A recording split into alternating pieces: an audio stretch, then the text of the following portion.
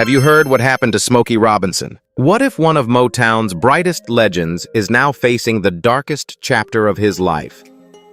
Today, we're stepping into the storm surrounding Smokey Robinson, an icon whose voice shaped generations and whose name is suddenly tied to shocking claims from inside his own home. Some say it's a money grab. Others say it's the first crack in Motown's perfect mask. But what's fact, what's alleged, and what does it mean for a 60-year legacy? Stay with me to the end and then tell me where you stand. Like, subscribe, and join Legends of Black Excellence in the comments. Hook the legend in a new storm. Smokey Robinson enters the frame not with the shine of a Motown legend, but with a simple confession about his private life. He hates alcohol. He chose weed instead. And he once made a devastating mistake fathering a child outside his marriage and telling his wife the truth, which led to a painful divorce. No one in the room presses him or sensationalizes the moment. The interviewer simply listens, letting Smokey, an 85-year-old man who has lived long enough to understand regret, revisit the chapters of his life the public rarely sees. These details aren't exposed for shock value. They serve as a reminder that behind the timeless hits, behind the velvet voice, stands a human being carrying years of scars. And then it happens, the question that feels like a door opening to a colder world. Have you heard what's going on with Smokey Robinson? It's this shift in tone that anchors the hook, turning the calm intimacy of personal reflection into the tension of an approaching storm. The video doesn't declare Smokey guilty, nor does it rush to defend him. Instead, it suspends the viewer in an atmosphere thick with uncertainty, a storm that came out of nowhere, chilling accusations and the familiar shadow that trails behind fame, power, and the lives of public icons. Claudette Rogers Robinson. Smokey's former wife, and a symbol of Motown's golden years, is mentioned not to reopen old wounds, but to deepen the emotional portrait of the man at the center. Meanwhile, the accusers, the unnamed household employees now speaking out, are introduced collectively. Their anonymity emphasizes a crucial distinction that the script carefully maintains. Some things come directly from Smokey's own words, some are confirmed by historical record, and others remain strictly allegations, not established facts. It's that careful balance respecting the legacy of a cultural icon, while still daring to step into the controversy that makes the opening so compelling. This is not a hunt for scandal. It's an invitation for the audience to confront a new, uncertain chapter in the life of a living legend. A chapter where the truth is still unfolding, and the weight of his history hangs in the balance. Detroit roots and early loss. Detroit in 1940 was not a place where people dreamed of love songs. It was an industrial city wrapped in factory smoke, tense streets, crime, and racial friction.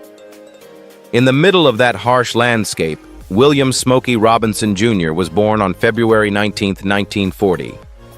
He carried a blended heritage, African-American, French, and Native American, a mixture that would later echo through his music, giving it a softness, a melancholy, and a constant search for belonging.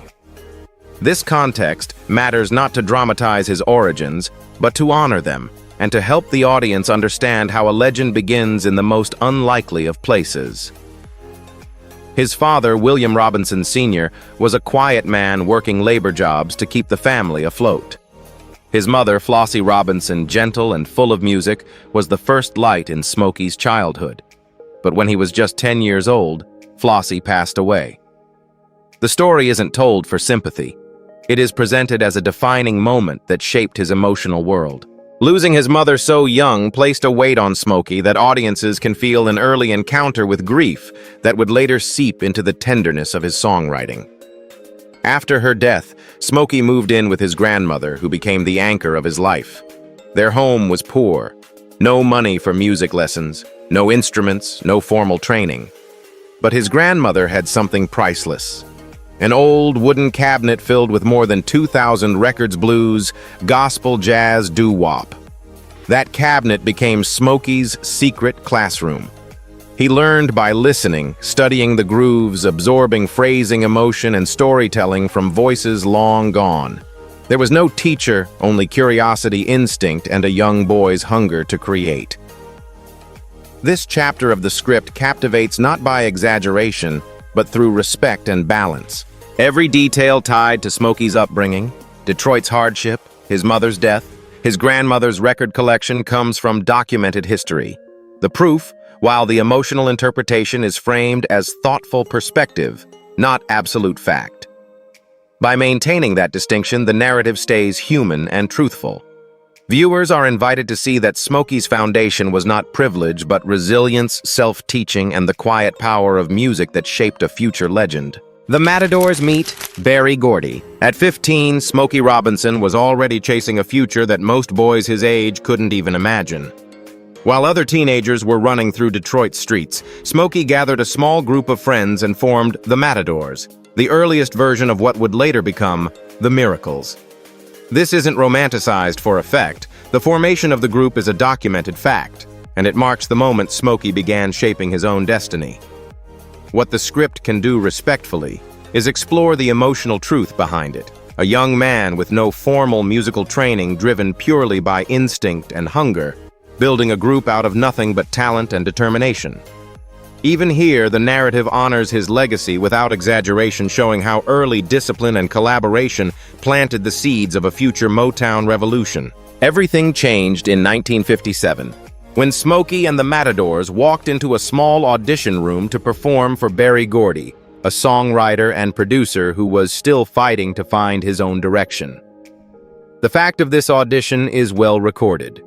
What remains open to interpretation is its atmosphere, the tension of a group of teenagers standing before a man who would one day transform American music. The script presents the moment with care.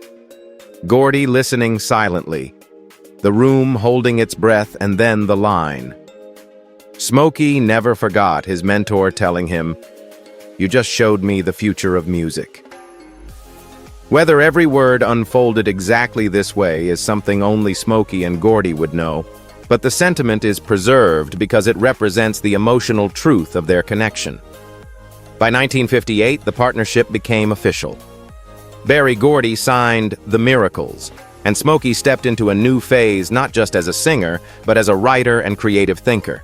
What is proven is that Gordy personally trained him how to craft hooks, how to structure stories through melody, how to turn raw emotion into hits. The script carefully distinguishes between the factual mentorship and the assumed impact of that mentorship. The emotions behind their working relationship are drawn respectfully, not treated as undisputed history.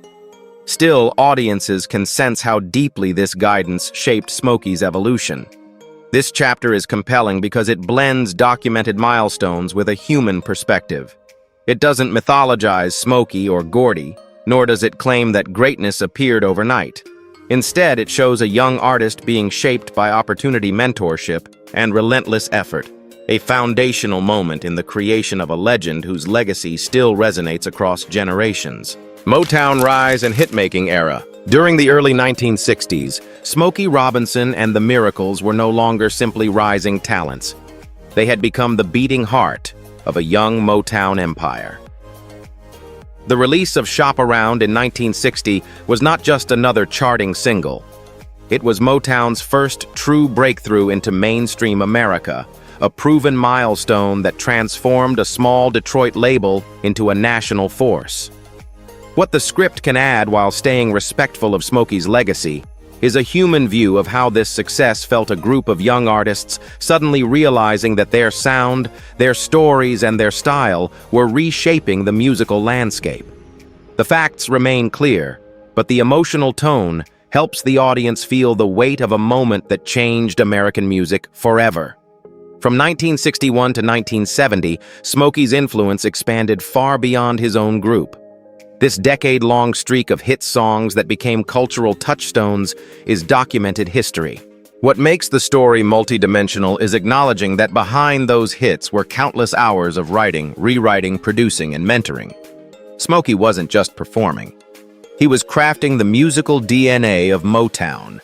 As a songwriter and producer, he shaped the careers of artists like Marvin Gaye, gifting him classics such as Ain't That Peculiar and guiding the Temptations toward their signature sound with tracks like My Girl. These contributions are matters of record, but the script respectfully explores the creative empathy and collaborative spirit behind them without claiming knowledge of every personal interaction. Smokey's impact wasn't limited to male artists. He helped elevate Mary Wells' writing the #1 hit, My Guy, and his work influenced the path of stars like Diana Ross, whose ascent was intertwined with Motown's expanding power. In 1969, Smokey was appointed vice president of Motown, a factual turning point that signaled Berry Gordy's trust in him not only as an artist, but as an executive voice.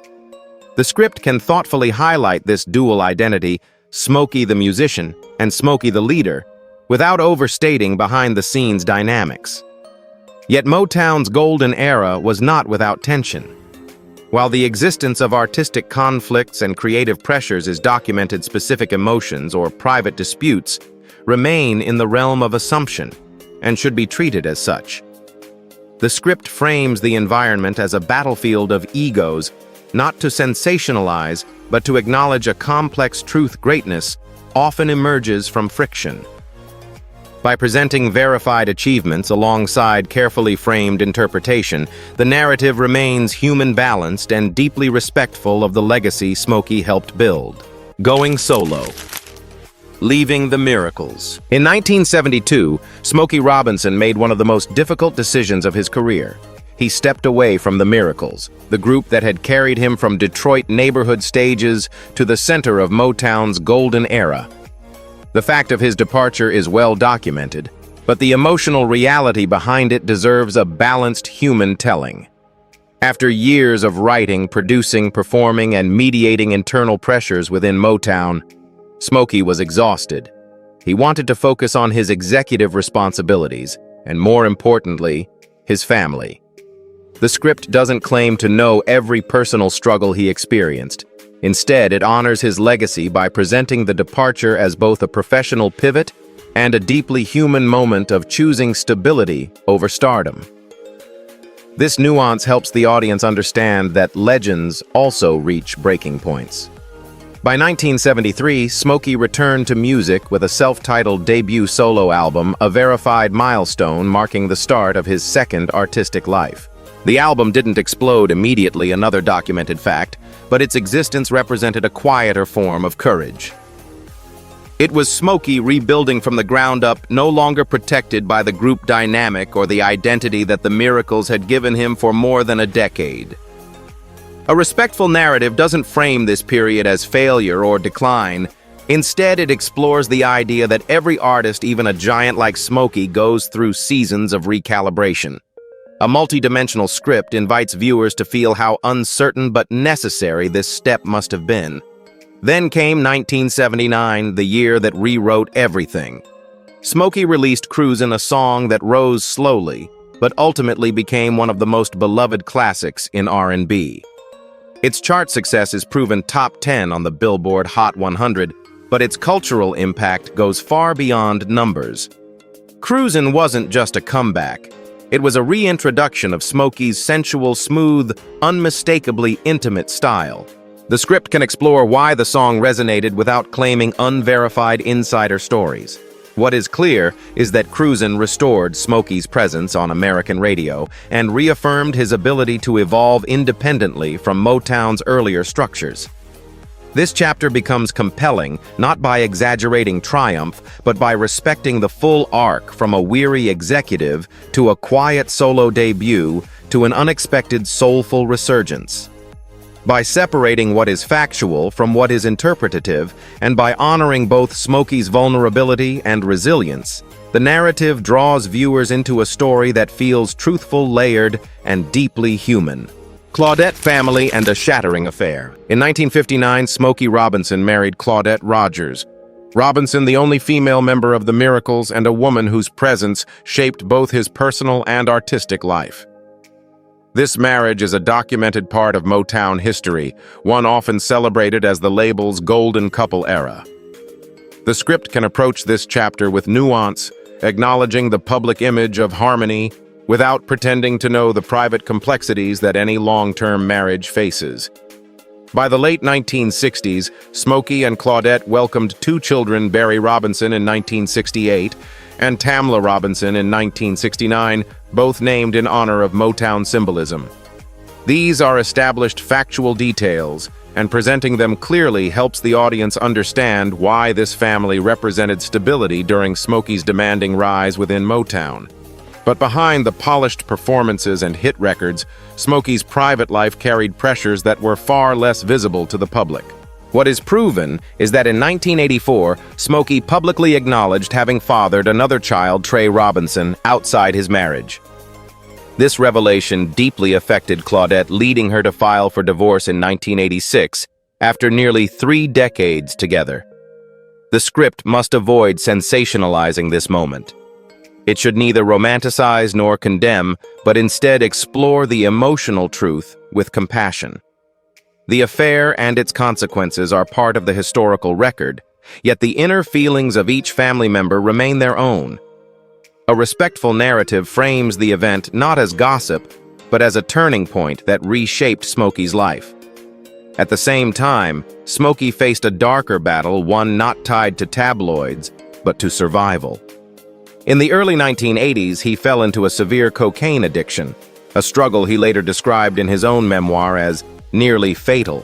This period is supported by Smokey's own testimony, making it one of the rare parts of his story where both the fact and the emotional impact come directly from the source. Friends and family members, though unnamed, are known to have supported him through this descent and his eventual recovery. The script can acknowledge their presence without fabricating roles or dialogues.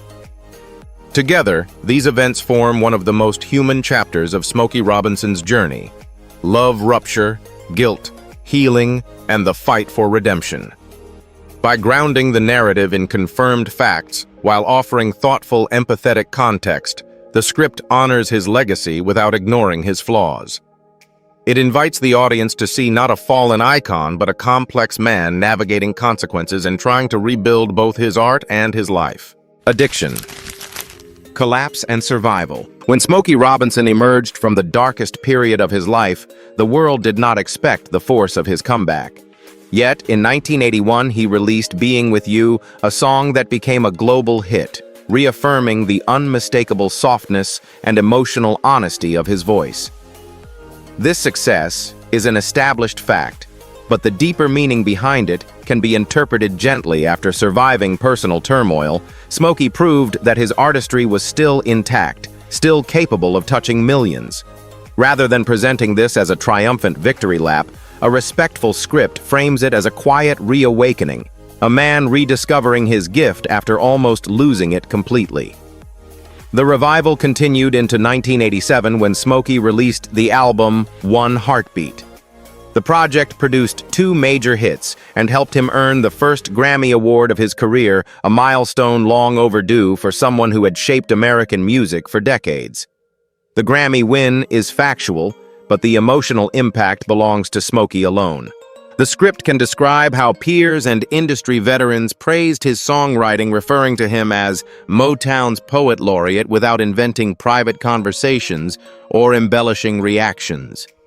What is proven is that Smokey's songwriting catalog, containing more than 1,000 credited works, earned him a place in the Rock and Roll Hall of Fame and later the Songwriters Hall of Fame, cementing his legacy not just as a performer, but as one of the greatest architects of soul and R&B.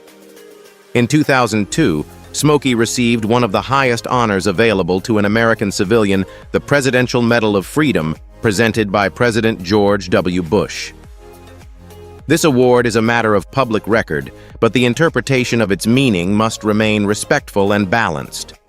The script can acknowledge that the medal recognized both Smokey's long-standing contributions to culture and his influence on generations of artists, while avoiding claims about political motivations or private discussions. What stands firmly in the realm of fact is the national acknowledgement of his impact, a rare recognition for any musician. That same year, Smokey entered a new chapter in his personal life by marrying Frances Glennie Robinson, his second wife. Their marriage is publicly documented, but little is known about their private dynamic, and the script should avoid assumptions. What can be stated with care is that this period marked a calmer, steadier phase for Smokey, supported by peers, loved by audiences, and honored by institutions. His legacy after Motown was not a continuation of past fame, it was a transformation proving that resilience and reinvention can be just as powerful as early success. Comeback Grammys and lasting legacy. Between 2017 and 2024, an unexpected chapter unfolded in Smokey Robinson's life. One that had nothing to do with Motown boardrooms or Billboard charts. Instead, it happened online.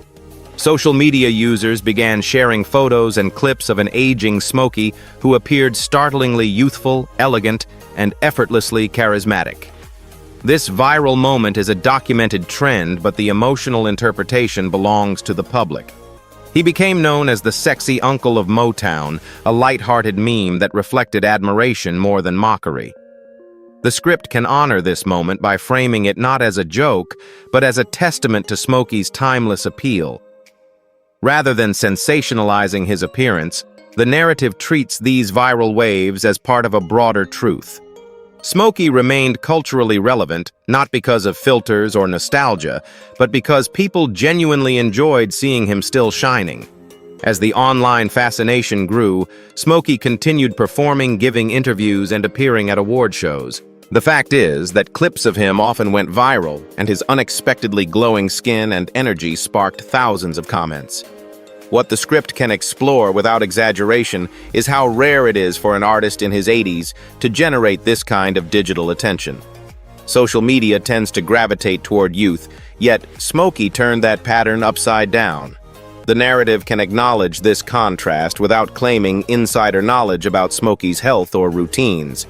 The point is simple. Proven and respectful people were mesmerized because he looked not just good for his age, but good period. Then came 2023, a year that pushed Smokey back into headlines for an entirely different reason. He released the album Gas Mess, a real project with sensual themes, provocative song titles, and unexpectedly bold imagery for an artist in his 80s. This release is a confirmed fact, but the interpretation requires care. Some listeners were shocked, some amused, and others impressed by his willingness to break expectations. The script shouldn't claim universal reactions. Instead, it acknowledges the variety, because that diversity of response is itself part of the story. What makes this chapter compelling is not the shock factor, but the way it reframes Smokey as an artist who refuses to fade into safe nostalgia. A respectful narrative highlights his courage to experiment at an age when most artists retire from risk. By grounding everything in documented events and presenting reactions as public sentiment rather than absolute truth, the script remains human, balanced, and deeply appreciative of Smokey Robinson's enduring relevance in the digital age. Viral reinvention in his 80s. In May 2025, Smokey Robinson's long distinguished legacy encountered one of the most serious challenges of his public life. According to legal filings at the Los Angeles Superior Court, a verifiable fact, 4 former household employees submitted a lawsuit alleging unpaid wages, denial of overtime, and a hostile work environment. They sought $50 million in damages, claiming years of emotional distress linked to their employment. These labor-related allegations are formally recorded, but the script must treat them with careful neutrality. The lawsuit exists, the claims exist, but none have yet been proven. A respectful narrative acknowledges the seriousness of the accusations without assuming guilt or innocence. For an artist like Smokey, whose career spans 6 decades, this moment represents not just a legal battle, but a test of public memory and trust. The case escalated in November 2025, when the plaintiffs submitted an amended complaint, introducing new accusations about blurred professional boundaries inside the Robinson household. These additions, again allegations not established facts, shifted the tone of the case from a labor dispute to something more complex and emotionally charged. The script can describe this development factually. The amendment happened, the claims were filed, and the media took notice. However, it must avoid sensationalizing details that remain unverified. A human-centered approach reminds the audience that accusations alone do not equal truth, and that the legal system exists precisely to sort through conflicting narratives. Two of the plaintiffs, known publicly as Jane Doe 5 and John Doe 1, provided more detailed accounts in the amended filing. Jane Doe 5. A housekeeper employed from 2005 to 2011 alleged that certain requests made by Smokey Robinson made her uncomfortable, while Frances Robinson, Smokey's wife, was accused of contributing to a hostile work environment. John Doe 1, an auto detailer who worked intermittently beginning in 2013, described moments where he felt unsure how to respond to personal remarks. These testimonies appear in the court documents, but their accuracy has not been determined, and a responsible script must make this distinction explicit. Their feelings can be acknowledged without presenting their claims as established fact. Smokey's attorney, Christopher Frost, firmly denied all allegations, calling them fabricated attempts to harm the reputation of an American music icon. His statement is a matter of public record. The court has scheduled a hearing for January 6th and a full trial for October 2027, meaning this case is far from resolved. In telling this chapter, the script must balance empathy for all sides with respect for due process. This is not just a legal dispute. It is a moment in which legacy, memory, and truth collide. A human, multidimensional approach allows viewers to understand the gravity of the situation while honoring the principle that every story has more than one perspective. The 2025 lawsuit explodes. When the amended lawsuit against Smokey Robinson became public, the internet did not respond with calm analysis. It split almost instantly into two loud, emotional factions. On one side stood Smokey's lifelong supporters, people who had grown up with his music and viewed him as a pillar of Motown's legacy. These loyal fans insisted the accusations were nothing more than a money grab, a familiar narrative they had seen play out with other celebrities. Their stance, while emotionally charged, does not claim to disprove the allegations. Instead, it expresses a distrust of lawsuits against aging icons. A respectful script acknowledges their devotion without treating their opinions as evidence. For these fans, Smokey isn't just a musician. He is a symbol, a connection to a golden era they don't want to see tarnished. On the other side emerged a very different group, Motown skeptics, individuals who did not rush to label Smokey guilty but instead asked, "What has Motown been hiding all these decades?" Their perspective stems from historical truths about Motown's intense pressure image control and stories of behind-the-scenes conflicts involving major artists. None of this proves the current allegations, but it provides context for why some observers are questioning the institution rather than the man. A balanced narrative can present this skepticism as part of a broader cultural conversation, not an attack on Smokey, but an examination of an era known for both brilliance and secrecy. As discussions intensified, American media outlets began drawing parallels between Smokey and other public figures whose reputations collapsed under scandal. Names like Bill Cosby, P. Diddy, and R. Kelly were invoked not because Smokey faces the same accusations, but because media narratives often link older icons under the broad theme of legacy and crisis. It is crucial to clarify that these comparisons are media framing, not factual equivalents. A responsible script distinguishes between the documented crimes of others and the unproven allegations surrounding Smokey. This separation protects the integrity of the storytelling and avoids unfair implications. The resulting debate is not truly about guilt or innocence. It is about what happens when a beloved cultural symbol faces public scrutiny. The script should invite viewers to step back from the noise, recognizing the emotional weight fans carry, the historical concerns raised by critics, and the tendency of media to collapse nuanced situations into simplistic narratives. By acknowledging all sides with empathy, the story remains human, fair, and deeply rooted in respect for Smokey Robinson's extraordinary legacy. Public split and media firestorm. For an artist like Smokey Robinson, whose entire legacy is built on the softness and purity of his voice, the prospect of losing it was more terrifying than any scandal or professional setback. According to Smokey's own accounts, a verified first-hand source, there was a period when he could barely sing a full line because of inflamed vocal cords and deepening issues with breath control. His once effortless delivery became raspy, weakened by years of constant touring studio hours and the physical demands of performing.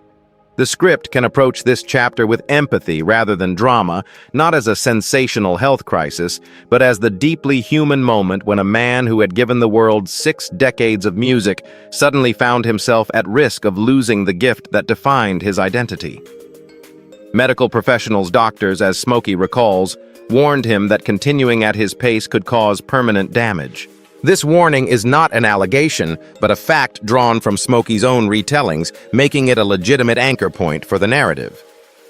What the script should avoid is speculating about undisclosed diagnoses or treatments.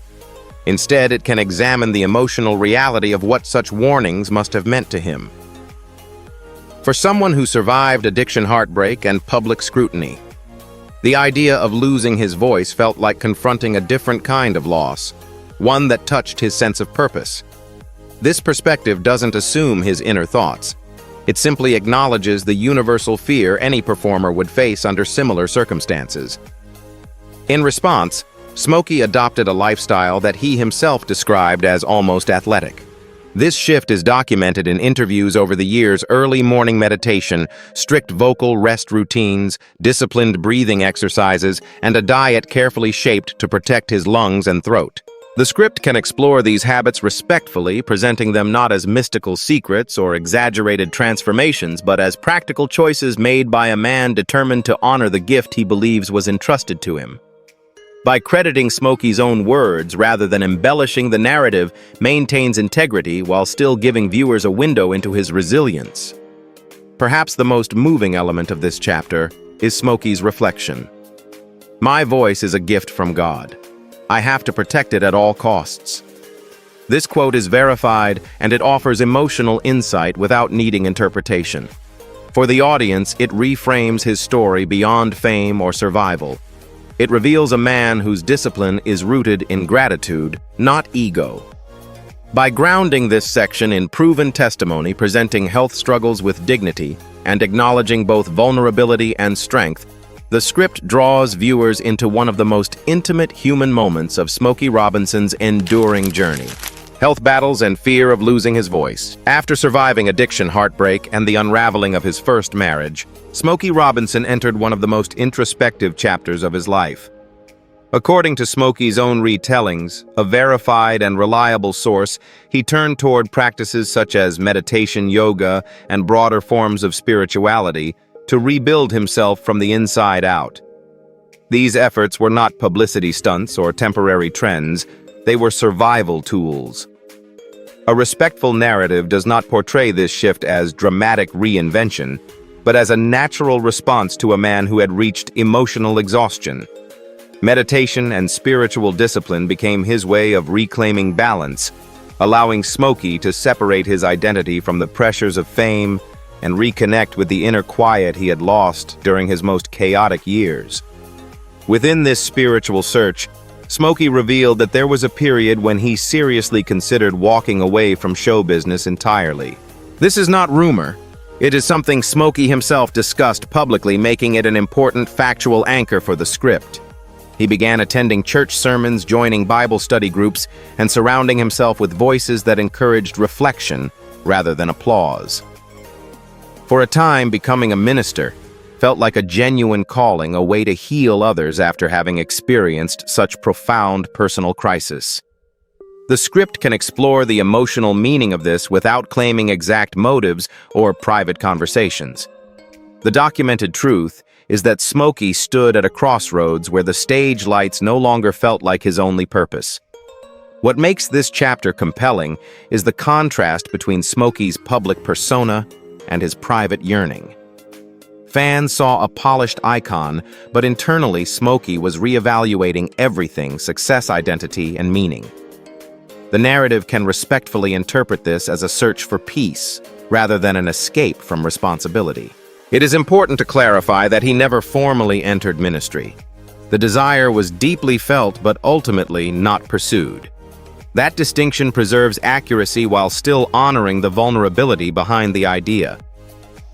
Ultimately, Smokey returned to music, recognizing that his voice, both literal and artistic, remained a bridge to others. His spiritual exploration did not replace his career. It strengthened it. By grounding this section in Smokey's own accounts, acknowledging the influence of religious communities without overstating their role and presenting his internal struggle with empathy, the script shows a legend not just rebuilding, but rediscovering purpose. This human, multi-dimensional portrayal invites the audience to see Smokey Robinson not merely as an icon of soul music, but as a man searching earnestly for peace in the aftermath of pain. The minister dream and spiritual turn. Across decades of fame, Smokey Robinson built a public legacy defined by music. But in Detroit, his hometown, a quieter legacy grew in parallel. According to numerous community accounts and public records, Smokey spent years supporting children and teenagers in Detroit long before social media made philanthropy fashionable. These contributions were not front-page news, nor were they part of a marketing campaign. A respectful script can acknowledge that while the exact scope of his charity is difficult to quantify, what is documented is his consistent funding of school programs, music rooms, and arts initiatives across Detroit. Rather than portraying Smokey as a savior, the narrative highlights his genuine long-term commitment to giving young people opportunities he himself never had. Much of Smokey's work centered on access to music, an echo of the cabinet of 2,000 records that shaped him as a child. Over the years, he purchased instruments for students, helped rebuild music departments, and supported scholarship programs for talented youth who couldn't afford formal training. These actions are verifiable through school statements and community acknowledgments. What remains interpretive and should be presented carefully is the emotional impact students, recalling how receiving a violin or attending a funded class changed their trajectory. By distinguishing between the factual contributions and the personal stories that surround them, the script maintains integrity while letting viewers feel the significance of Smokey's presence in his city. Volunteers who worked alongside Smokey often spoke of his humility. One volunteer, quoted publicly, but not named, described him as the person who showed up early, helped before the tables were set, and left last, a detail that can be used because it comes from a real statement. The narrative shouldn't imply Smokey was perfect or single-handedly transforming Detroit. Instead, it emphasizes that he participated sincerely, not performatively. This nuance protects the truth while honoring the spirit of his actions.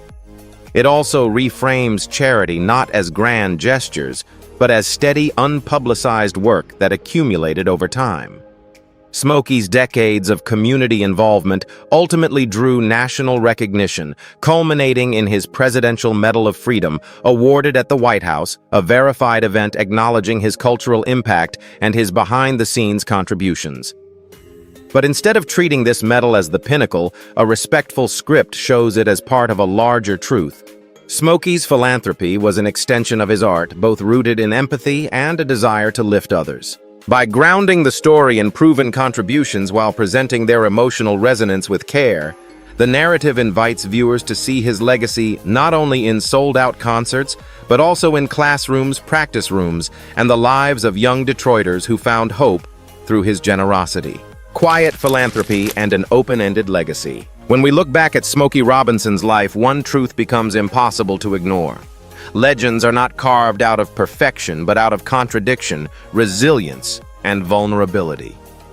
The proven milestones, his songwriting catalog, his Motown leadership, his awards and honors stand beside the documented struggles of addiction, heartbreak, public scrutiny, and now the unresolved legal challenges of recent years.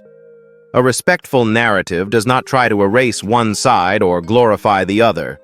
Instead, it holds both truths at once, inviting viewers to see Smokey not as a flawless icon, but as a human being shaped by pain as much as by triumph. His scars do not diminish his legacy. They reveal the cost of living a life in the open, giving pieces of himself to millions through music. But this is also a moment where Smokey's legacy stands in a kind of limbo.